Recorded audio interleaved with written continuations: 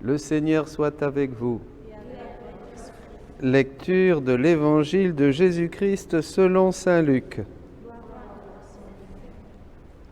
En ce temps-là, à l'adresse de certains qui étaient convaincus d'être justes et qui méprisaient les autres, Jésus dit la parabole que voici. 2 hommes montèrent au temple pour prier. L'un était pharisien et l'autre publicain, c'est-à-dire un collecteur d'impôts. Le pharisien se tenait debout et priait en lui-même: « Mon Dieu, je te rends grâce parce que je ne suis pas comme les autres hommes. Ils sont voleurs, injustes, adultères, ou encore comme ce publicain. Je jeûne 2 fois par semaine, je verse le 10e de tout ce que je gagne. » Le publicain, lui, se sentait à distance et n'osait même pas lever les yeux vers le ciel. Mais il se frappait la poitrine en disant: « Mon Dieu, montre-toi favorable au pécheur que je suis. » Je vous le déclare, quand ce dernier redescendit dans sa maison, c'était lui qui était devenu un homme juste, plutôt que l'autre, qui s'élève sera abaissé, qui s'abaisse sera élevé. Acclamons la parole de Dieu.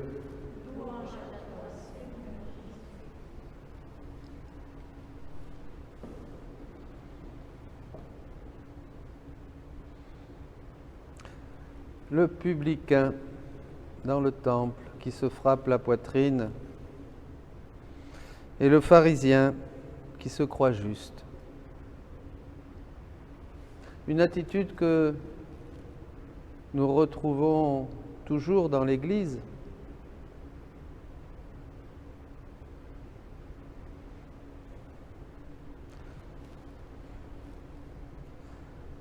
Jésus nous enseigne le chemin.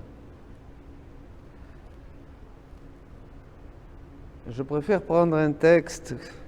Quelqu'un me disait, quelquefois tu lis tout un texte de Louisa. Oui, c'est vrai. Quand c'est lumineux, pourquoi chercher à dire quelque chose quand Jésus lui-même a parlé? Et Jésus a parlé de la vraie sainteté et de la fausse sainteté. Parce que le pharisien, c'est la fausse sainteté. Très souvent, nous-mêmes, on bascule, on croit qu'on fait que parce qu'on va faire quelque chose, certaines pratiques, certaines aumônes, certains jeûnes, et voilà, on dit mais c'est bien. Mais on juge les autres. On est dans l'erreur. En fait, il n'y aura de vraie sainteté que dans la divine volonté. Mais au début du livre du ciel, dans les premiers volumes, là c'est un passage du volume 12. Ah ben là déjà on est au volume 12, oui, non.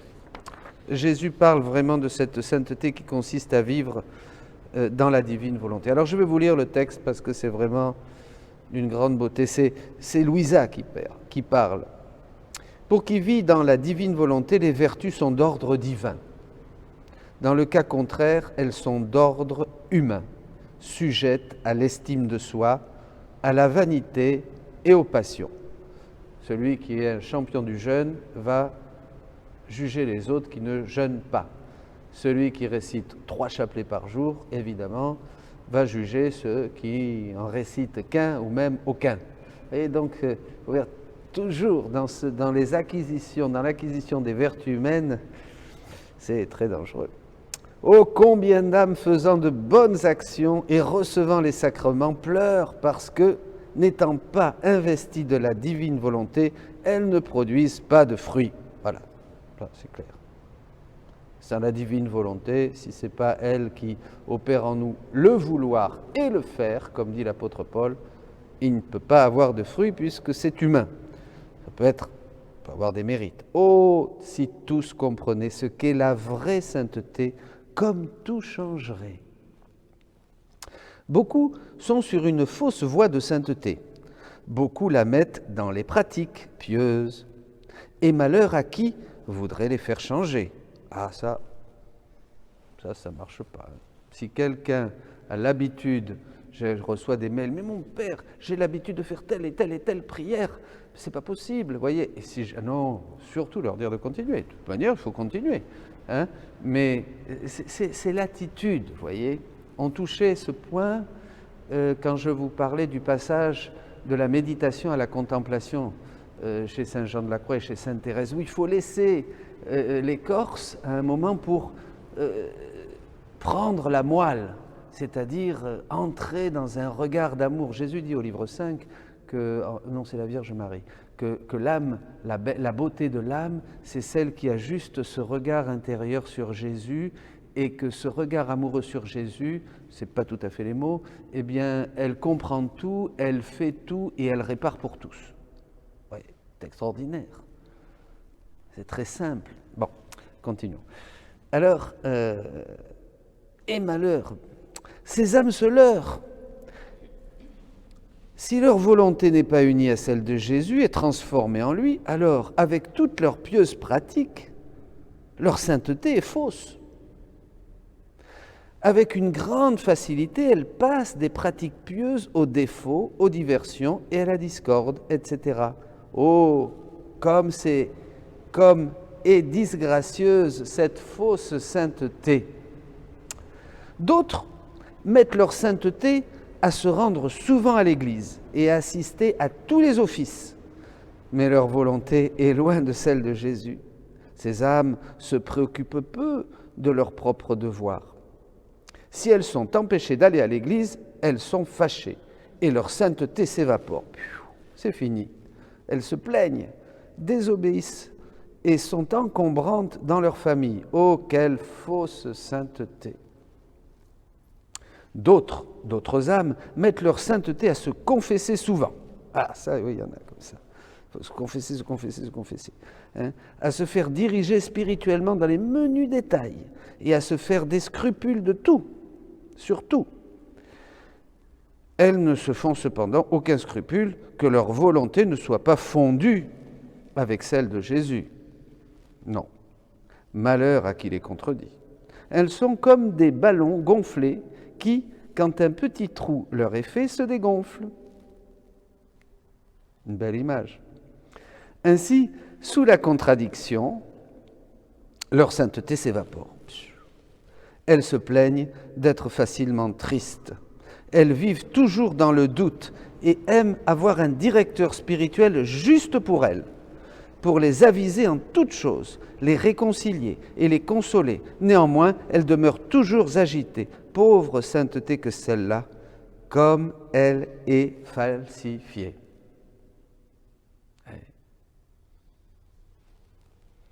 Elle continue.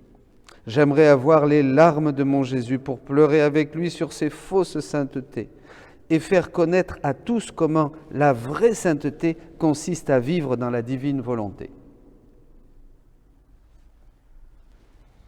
Évidemment, c'est moins gratifiant.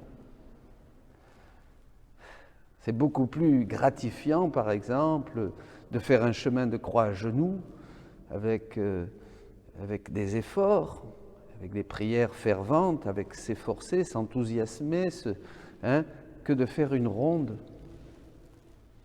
dans la passion du Christ, d'aller, voilà. Plus c'est sensible, moins c'est spirituel. Plus Dieu touche la substance de l'âme, dit le Saint Docteur, Saint Jean de la Croix, plus c'est intérieur, plus c'est éloigné des sens. Donc, plus c'est dans la foi, moins on sent. Plus c'est puissant, plus c'est divin, moins on sent.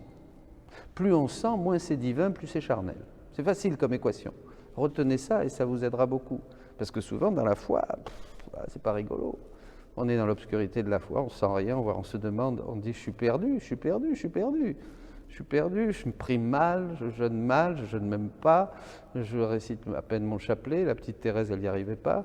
Je suis minable. Oh, Seigneur, sauve-moi. Voilà, ça y est, on est comme le publicain, c'est bon. Et alors là, hop, allez, on ne se regarde plus. Trouve-toi en moi, dit Jésus. Alors on bascule. Vous voyez, trouve-toi en moi. On se reconnaît en Jésus.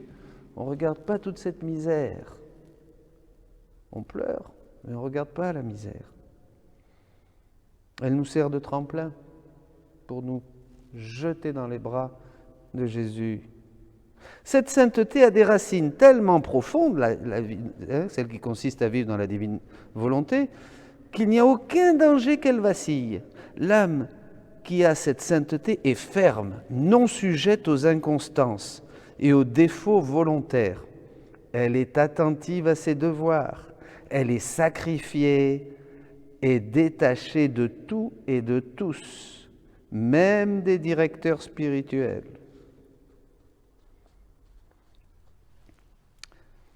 Comme disait Thérèse, si au moment de la mort je peux avoir le dernier sacrement, tant mieux. Si je ne l'ai pas, tant mieux. Ça ne change rien. C'est pas grave. Vous savez, il y en a qui vont dire « Ah, vite, il va mourir, il faut y aller, allez, il faut absolument... » Il n'a pas reçu le sacrement. Le bon Dieu, vous croyez qu'il s'occupe, qu'il passe par nous? Vous croyez que le bon Dieu, ah ben zut, je suis foutu, va dire Jésus, j'ai pas de prêtre. Ah, les prêtres. Il est là, le bon Dieu, lui. Il s'occupe de l'âme. Au dernier moment, il fait tout. Voilà. Sacrifiée. Elle grandit au point que ses fleurs et ses fruits atteignent le ciel. Elle est si cachée en Dieu que la terre ne voit que peu ou rien d'elle. Ça, c'est bien. Moins on attire l'attention, mieux ça vaut. Ça, vraiment. La divine volonté l'a absorbée. Jésus est sa vie, l'artisan de son âme et son modèle. Elle n'a rien en propre, tout étant en commun avec Jésus.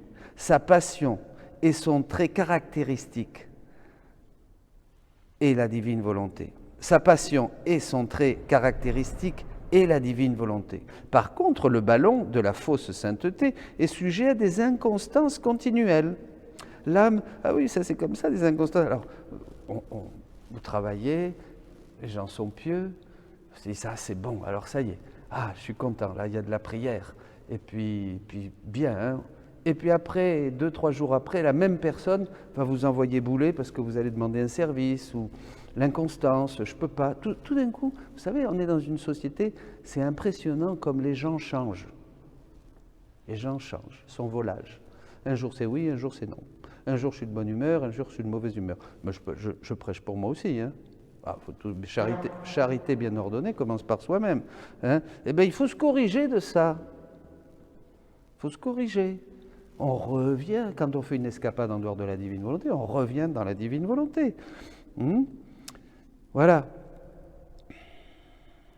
L'âme semble voler à une certaine hauteur, tant et si bien que plusieurs personnes, y compris les directeurs spirituels, sont en admiration devant elle. Mais ils sont bientôt désillusionnés parce que, pour dégonfler le ballon, il suffit d'une petite humiliation ou d'une préférence du directeur pour une autre personne. Alors là, c'est fini. Ah, ça c'est fini. Ça, c'est attention, c'est très fréquent. Tout va bien, mais, et puis du jour au lendemain, je ne sais pas, j'ai des exemples, on a une personne qui était dans un groupe, puis un jour vous faites moins attention à elle, ou vous lui dites pas bonjour, ou elle n'a pas pu, elle se sent humiliée, elle ne vient plus au groupe, c'est fini. Ah, c'est fini. C'est fini. Vous voyez ? Alors voilà, le directeur spirituel est un peu préoccupé ou s'occupe d'une autre ou d'un autre. Ah, il m'a laissé, il m'a fait attendre, il pourra s'occuper de telle personne. C'est fini, ça y est. Vous voyez ça? L'âme croit qu'on la vole, se croyant la plus en besoin. Ah oui. Pendant qu'elle se fait des scrupules pour des bagatelles, elle en vient à désobéir. La jalousie est la vermine de cette âme. Oh, la jalousie, ça c'est terrible. C'est une bestiole. Il faut mettre du temps pour la dompter. La jalousie évente son ballon qui se dégonfle et tombe par terre.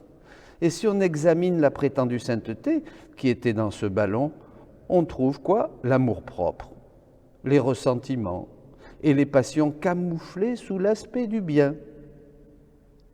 On peut voir que cette âme était le jouet du démon. Seulement Jésus connaît tous les maux de cette fausse sainteté, de cette vie de dévotion sans fondement basée sur la fausse piété. Ces fausses saintetés correspondent à des vies spirituelles sans fruit qui sont la cause des pleurs de mon aimable Jésus. Ceux qui les pratiquent sont les grincheux de la société, le chagrin de leur famille. On peut dire qu'ils dégagent un air impur qui nuit à tout le monde. Oh, comme est très différente la sainteté de l'âme qui vit dans ma divine volonté, dans la divine volonté. Cette âme est le sourire de Jésus. Elle est détachée de tous, même de ses directeurs spirituels. Jésus est tout pour elle. Elle n'est le chagrin de personne. L'air saint qu'elle dégage embaume tout. Elle inspire l'ordre et l'harmonie pour tous. Jésus, jaloux de cette âme, se fait en elle l'acteur et le spectateur en tout. Pas une seule de ses respirations, une seule de ses pensées ou un seul de ses battements de cœur qui ne soit régularisé par Jésus. Cette âme est si absorbée par la divine volonté qu'elle en oublie presque qu'elle vit en exil. Ah, que nous aimerions ça, mes amis. Libres, détachés de tout, seulement hors de nous-mêmes pour aimer comme Jésus aime, pour servir comme Jésus, être les mains, les yeux, la bouche, les pieds, le cœur de Jésus. Il faut demander cette grâce. C'est ça l'humilité. Ça, c'était au livre 12, 14 août 1917, mais au livre 3, le 1er janvier 1900, Jésus dit aussi que plus l'âme est humiliée, plus elle se connaît soi-même, plus la lumière de Dieu envahit, elle lui montre toutes les petites particules, comme le rayon de soleil, dit saint Jean de la Croix, vous savez, qui rentre dans la pièce. Si le rayon traverse, s'il n'y a pas de lumière, on ne voit rien. Mais si un rayon de soleil traverse les carreaux, et se reflète dans l'atmosphère, vous voyez toute la poussière en suspension. Excès de lumière, excès de misère. Vous voyez? Eh oui, plus la lumière est forte, plus je me vois misérable. Et ça, c'est ça la grâce du publicain dans le temple. Parce que je me vois comme je suis. Et alors là, j'ai envie, dit Jésus. Jésus lui dit, elle se sent très éloignée de Dieu. Et alors on a vraiment envie de diminuer la distance. L'âme qui est dans la vérité cherche toujours à se perfectionner, puisqu'elle voit la vérité de son péché, la vérité de sa misère, elle va se perfectionner. Et après, Jésus nous enseignera qu'en fait, on se perfectionne en se trouvant en Jésus. Il faut se retrouver dans la divine volonté. Et alors là, évidemment, c'est le commencement d'un grand changement. Mais voilà, mes amis, écoutez, que ce beau texte nous serve à tous, soit source de grâce pour nous. Et puis, soyez bénis, continuez votre chemin. Bonne montée vers Pâques.